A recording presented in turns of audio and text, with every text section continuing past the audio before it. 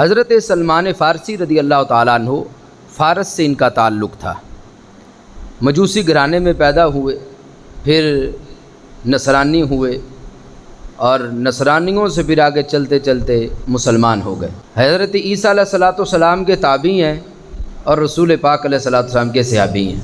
آپ کی کنیت ابو عبداللہ ہے۔ 10 سے زائد لوگوں کے آپ غلام رہے حق کی تلاش کی خاطر۔ جس وقت ان سے ان کے والد کا نام پوچھا جاتا تھا تو کہتے تھے میں اسلام کا بیٹا ہوں۔ 35 یا 36 ہجری میں دور سیدنا عثمان غنی رضی اللہ تعالیٰ عنہ میں آپ کا وصال ہوا۔ آپ کے قبول اسلام کا واقعہ بہت سارے ائمہ نے ذکر کیا ہے، جن میں ایک امام حیثمی ہیں، آپ نے مجموع الزوائد کے اندر آپ کے قبول اسلام کا واقعہ ذکر کیا، اسد الغابہ کے اندر موجود ہے۔ حضرت سلمان فارسی رضی اللہ تعالیٰ عنہ خود فرماتے ہیں کہ میں فارسی تھا اور فارس سے میرا تعلق تھا، اور پھر اس کے اندر ایک گاؤں میں ہماری رہائش تھی۔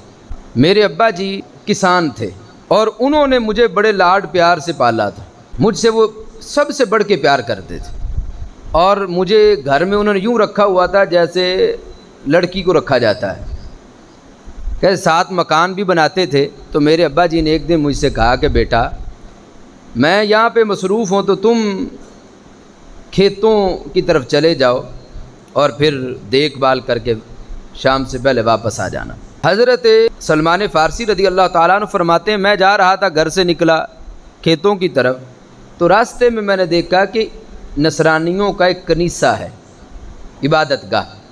میں نے اس کے اندر سے ان کی آواز سنی تو میں اندر چلا گیا۔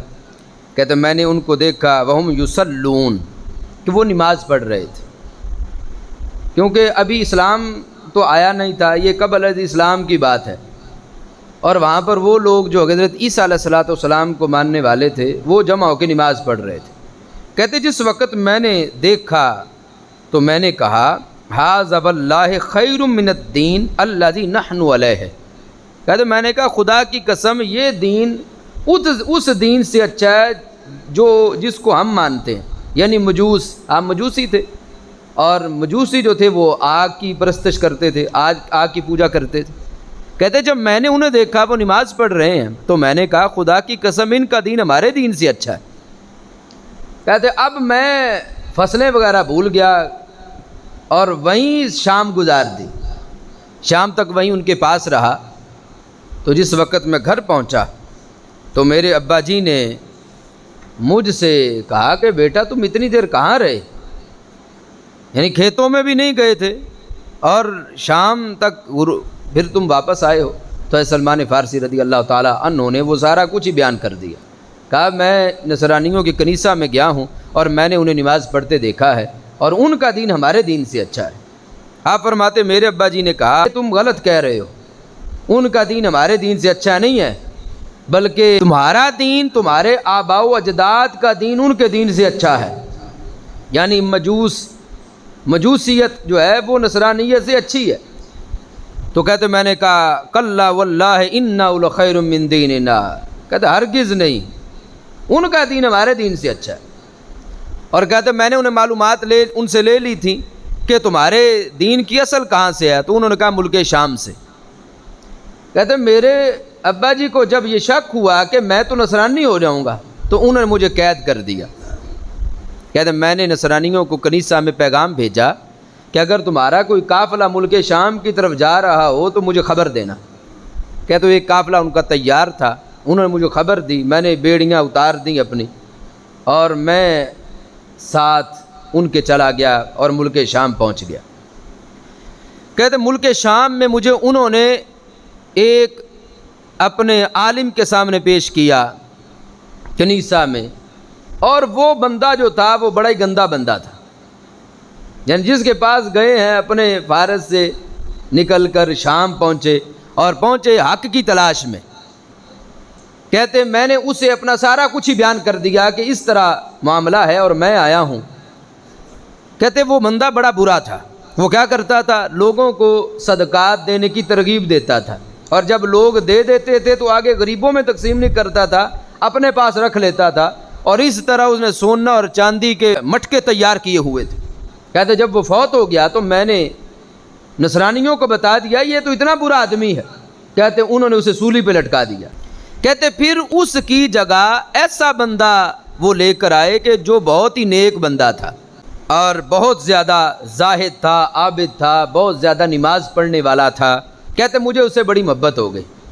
کہتے جب اس کے وصال کا وقت آیا نا تو میں نے کہا کہ وما تامرونی، اب آپ تو فوت ہو جائیں گے تو مجھے کیا حکم دیتے ہیں؟ انہوں نے کہا میں تو کسی ایسے بندے کو نہیں جانتا جو صاحب تقوی ہو اتنا زیادہ۔ کہتے لقد ہلک الناس وبدلوا وترکوا اکثر ما كانوا علیہ۔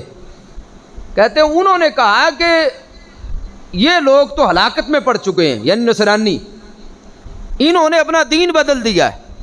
یعنی اس وقت بھی چیدہ چیدہ لوگ تھے جو کہ صحیح عیسیٰ علیہ السلام کی تعلیمات پر تھے۔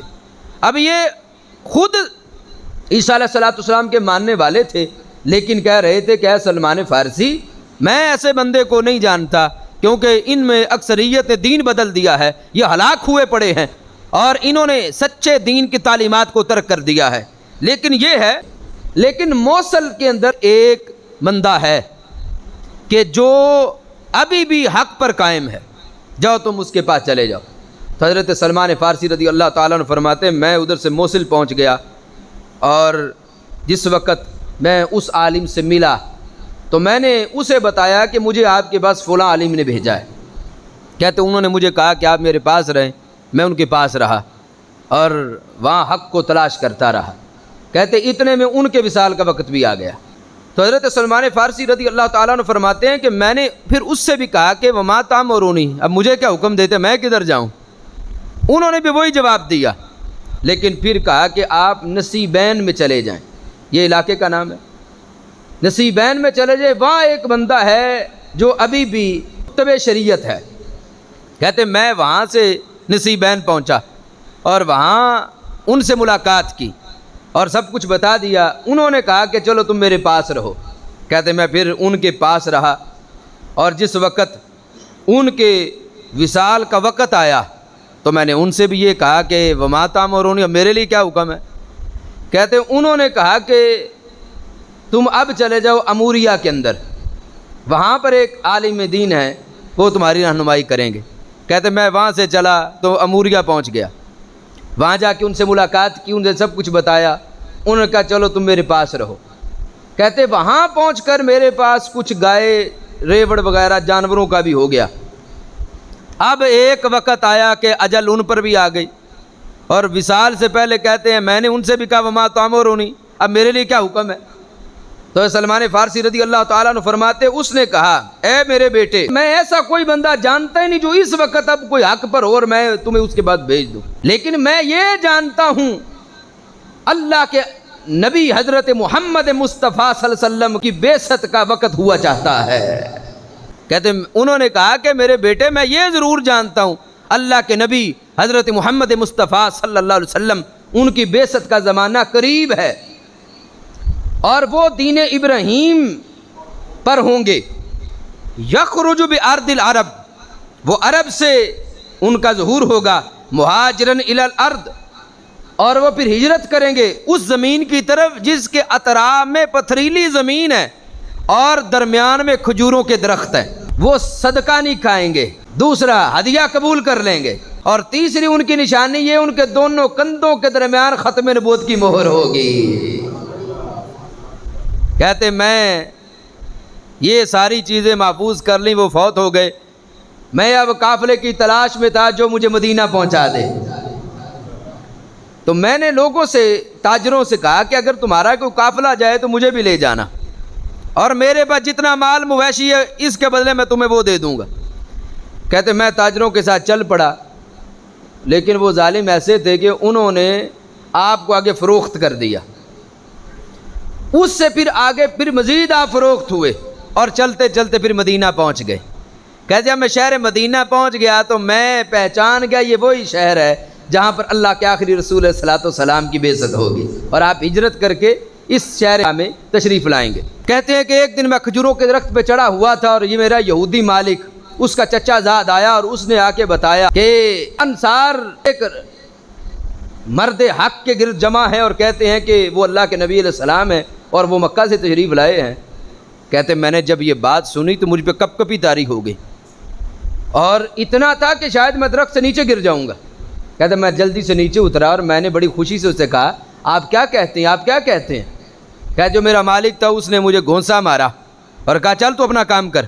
کہتے شام ہوئی, میں نے کھجوریں لیں اور کھجوریں لے کے قبا پہنچ گیا کہ ابھی نبی علیہ الصلوۃ والسلام مقام قبا میں جلوہ فرما تھے. تو میں نے جا کے یہ کہا کہ مجھے یہ خبر پہنچی ہے کہ آپ بڑے نیک بندے ہیں, رسول کریم صلی اللہ علیہ وسلم سے یہ عرض کر رہے ہیں, اور آپ کے ساتھ جو آپ کے اصحاب ہیں یہ غربا ہیں, یہ میں تھوڑی سی کھجوریں لے کے آیا ہوں, یہ صدقے کی ہیں, آپ اس کو قبول فرما لیں. کہتے سید عالم صلی اللہ علیہ وسلم نے اپنے صحابہ سے کہا کہ اے صحابہ ان کھجوروں کو کھا لو, اور خود سرکار معظم علیہ السلام نے ان میں سے ایک کھجور کو بھی ہاتھ نہیں لگایا. کہتے میں نے اپنے دل میں کہا یہ ہے پہلی نشانی جو پوری ہوئی.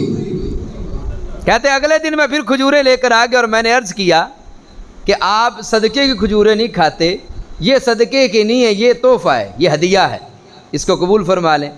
کہتے رسول پاک علیہ السلام نے ان کھجوروں کو خود بھی تناول فرمایا اور صحابہ سے بھی فرمایا. کہ میں نے دل میں کہا یہ دوسری بھی پوری ہوئی. پھر ایک دن بقیع کے اندر نبی علیہ السلام ایک جنازے کے موقع پہ موجود تھے, میں آیا اور میں تلاش میں تھا تیسری نشانی کی, کہ میں جب پیچھے سے آیا نا تو سرکار پہچان گئے کہ میں کیا چاہتا ہوں. رسول پاک علیہ السلام نے اپنی مبارک پشت سے چادر ہٹا دی اور میں نے دیکھا کہ سرکار کے دونوں کندھوں کے درمیان ختم نبوت کی مہر موجود تھی. کہتے میں آگے لپکا اور میں نے سرکار معظم علیہ السلام کی مہر نبوت کو چومنا شروع کر دیا اور میری آنکھوں سے آنسو جاری تھے. نبی علیہ السلام فرمایا سلمان آگے آ جاؤ. کہتے میں آگے آیا اور میں نے سارا کچھ سرکار کی بارگاہ میں عرض کیا کہ محبوب میں حق کی خاطر کہاں سے چلا ہوں اور کہاں پر پہنچ گیا ہوں. کہتے پھر اس طرح میں نے سرکار کی بارگاہ میں حاضر ہو کے کلمہ پڑھ کے اسلام قبول کر لیا. اب چونکہ آپ غلام تھے اور رسول پاک علیہ السلام نے فرمایا کہ تم معاہدہ کر لو اپنے مالک سے. آپ نے معاہدہ کر لیا کہ میں تجھے 300 درخت کھجور کے لگا کے دوں گا اور 40 اوقیہ سونا بھی میں تمہیں دوں گا. مالک مان گیا. حضرت سلمان فارسی رضی اللہ تعالیٰ عنہ کہتے ہیں کہ رسول کریم علیہ السلام نے فرمایا صحابہ اب اپنے بھائی کی مدد کرو. تو پتہ چلا مسلمان بھائی کو اگر مشکل ہو تو مدد کرنی چاہیے. سلمان فارسی فرماتے ہیں کسی نے مجھے 30 پودے دیے, کسی نے 20 دیے, کسی نے 15 دیے, کسی نے 10 دیے, یعنی جس کی جتنی گنجائش تھی اس نے مجھے پودے دیے. میں نے کہا یا رسول اللہ صلی اللہ علیہ وسلم یہ 300 پورے ہو گئے. نبی الاجبال علیہ السلام نے فرمایا اب جاؤ جا کے گڑھے کھود دو. کہتے میں نے گڑھے کھود دیے. کہتے سرکار معظم علیہ السلام خود جلوہ فرما ہوئے اور اپنے ہاتھوں سے ہر پودے کو زمین کے اندر لگا دیا. کہتے خدا کی قسم 300 پودوں میں ایک بھی خشک نہیں ہوا تھا, سارے بڑے بھی ہوئے, سب نے پھل بھی دیے. میں نے کہا یا رسول اللہ صلی اللہ علیہ وسلم اب سونا رہ گیا ہے. سرکار معظم علیہ السلام کی بارگاہ میں نا ایک انڈے کے برابر کسی نے سونا پیش کیا. رسول کریم علیہ السلام نے فرمایا سلمان فارسی کو لے آؤ. کہتے میں حاضر ہوا. فرمایا اس کو لے جاؤ اور قرض اتار لو اپنا, یعنی وہ جو تم نے شرط ہے اس کو پورا کر دو. میں نے کہا محبوب یہ تو بڑا تھوڑا سا سونا ہے اور اس کو بڑی زیادہ مقدار میں دینا ہے. سید عالم صلی اللہ علیہ وسلم نے ارشاد فرمایا سلمان فارسی اس کو لے جاؤ, انشاءاللہ اس کے ذریعے اللہ تیرا وہ سونا اتار دے گا. کہتے میں نے پھر اس سے 40 اوقیہ تک سونا اس کو دیا. اور ابن الاسیر نے لکھا کہ حضرت سلمان فارسی کہتے خدا کی قسم وہ سونا جو ایک انڈے کے برابر تھا اگر میں اس کا وزن احد پہاڑ کے ساتھ کرتا تو پھر بھی اس کا وزن زیادہ ہو جاتا. حضرت سلمان فارسی رضی اللہ تعالیٰ عنہ آپ کا تقوی اور آپ کی پارسائی اتنی زیادہ تھی کہ امام ابن عبد البر اندلسی نے اس کو لکھا الاستیاب کے اندر کہ آپ کا جو وظیفہ تھا وہ 5000 درہم تھا اور آپ کو جو ملتا آپ سارا اس کو راہ خدا میں خیرات کر دیتے تھے اور اپنے ہاتھوں سے چیزیں بنا کر فروخت کر کے اور وہ کماتے تھے. اور آپ نے اپنا گھر نہیں بنایا تھا, یعنی اتنا فکر آخرت کا آپ کو غم تھا۔ ایک دن آپ مدائن کے حاکم تھے تو کچھ لوگ ملنے آئے اور انہوں نے دیکھا آپ کھجوروں کے سے نا کوئی چیزیں بنا رہے تھے۔ لوگوں نے کہا کہ آپ حاکم ہیں اس شہر کے اور آپ ہاتھوں سے کھجور کے یہ چیزیں بنا کے فروخت کرتے ہیں۔ آپ نے فرمایا یہ اس لیے کرتا ہوں کہ مجھے اپنے ہاتھ سے بنانا پسند ہے اور یہ کام میں نے انصار بھائیوں سے سیکھا ہے۔ حضرت سلمان فارسی رضی اللہ تعالیٰ کے پاس نا ایک چادر تھی، ایک چادر، اسی کو زمین پہ بچھاتے تھے اور پھر اسی کو اوڑھ لیتے تھے۔ یعنی یہ ہمارے بزرگ ہیں جو اتنی عالی شان رکھتے ہیں اور تقویٰ ان کا اتنا زیادہ تھا، کوئی تصنع نہیں تھا، کوئی آسائشیں اور آرائشوں کو وہ پسند نہیں کرتے تھے۔ ان کے دل میں فقط پیار تھا اللہ کا، اللہ کے رسول سلام کا اور دین اسلام کا۔ حضرت سلمان فارسی رضی اللہ تعالیٰ عنہ کے بارے میں حضرت سیدہ عائشہ صدیقہ رضی اللہ تعالیٰ عنہ بیان کرتی ہیں کہ آپ رات دیر تک سید عالم صلی اللہ علیہ وسلم کی بارگاہ میں موجود رہتے اور سرکار سے فیض پاتے رہتے۔ حضرت ابو ہریرہ رضی اللہ تعالیٰ عنہ روایت کرتے ہیں، کہتے ہیں حضرت سلمان فارسی آپ کو دونوں کتابوں کا علم تھا، یعنی تورات کا کہ جب آپ نصرانی ہوئے تو آپ نے تورات کا علم حاصل کیا، اور پھر اس کے بعد جب مسلمان ہوئے تو پھر قرآن کا علم حاصل کیا۔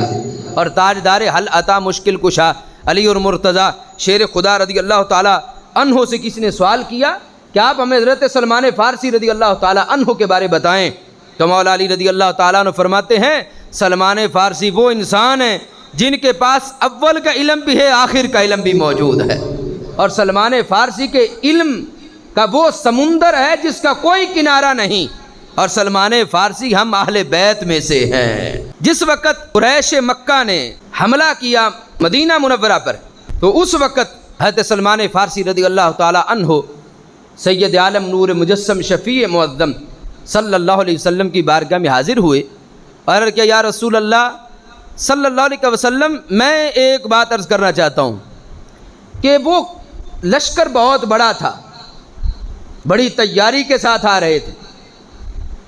ارے کیا محبوب فارس کے لوگوں پر جب اس قسم کا معاملہ بنتا تھا تو وہ اپنے شہر کے خندق کھود لیتے تھے، تو میں بھی عرض کرتا ہوں یا رسول اللہ صلی اللہ علیہ وسلم ہم بھی مدینہ منورہ کے گرد حفاظت کے لیے خندق کھود لیں۔ تو سید عالم صلی اللہ علیہ وسلم نے اس تجویز کو قبول فرمایا اور صحابہ اکرام علیہ رضوان کے ساتھ خود سرکار خندق کھودتے رہے، اور یہ تھا کہ پیٹ پر بھوک کی وجہ سے پتھر باندھے ہوئے تھے۔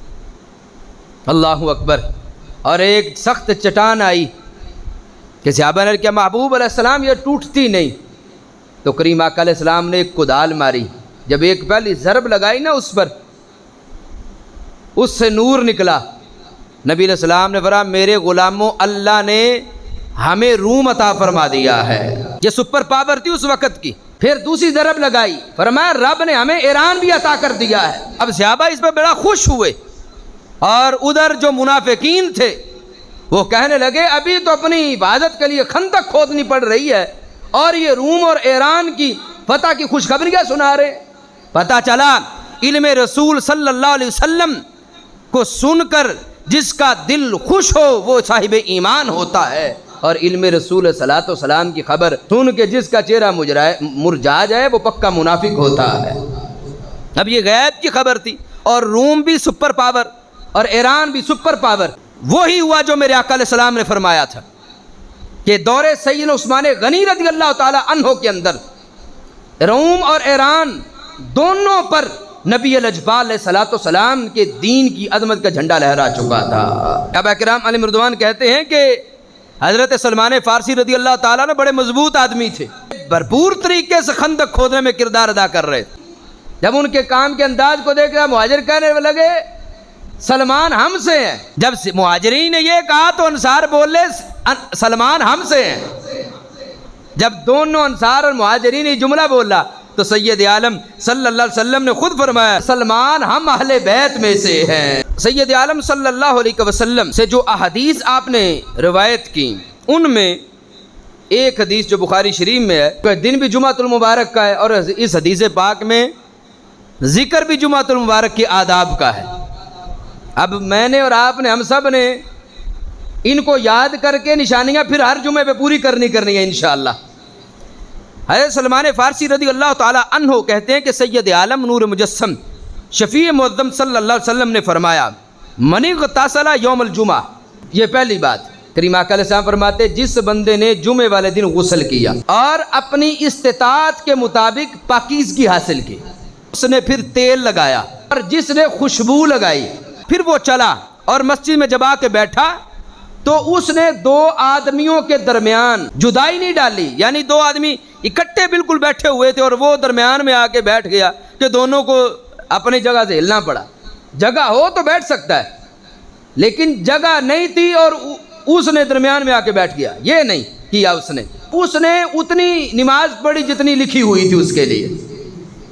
اب یہ ساری نشانیاں پوری کر لیں، پہلے نمبر پہ غسل کیا، پھر تیل لگایا، پھر خوشبو لگائی، دو آدمیوں کے درمیان جدائی نہیں ڈالی اور نماز پڑھی جتنا اللہ نے چاہا، جتنا لکھا ہوا تھا رب نے، اور جب امام نکلا اور پھر اس کے بعد اس نے بات نہیں کی بلکہ خاموشی سے عالم کا پورا خطاب سنا۔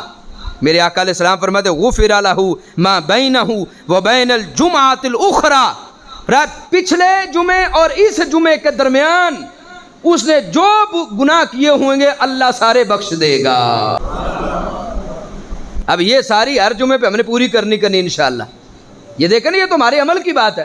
پہلے نمبر پہ فرمایا غسل کرے اور جتنا چاہے ہو سکے طہارت حاصل کرے، اور پھر تیل لگائے، خوشبو لگائے، اور دو آدمیوں کے درمیان جدائی نہ ڈالے، اور نماز پڑھے جتنی اس کے لیے لکھی گئی ہے، اور امام کے آنے کے بعد کسی سے بات نہ کرے۔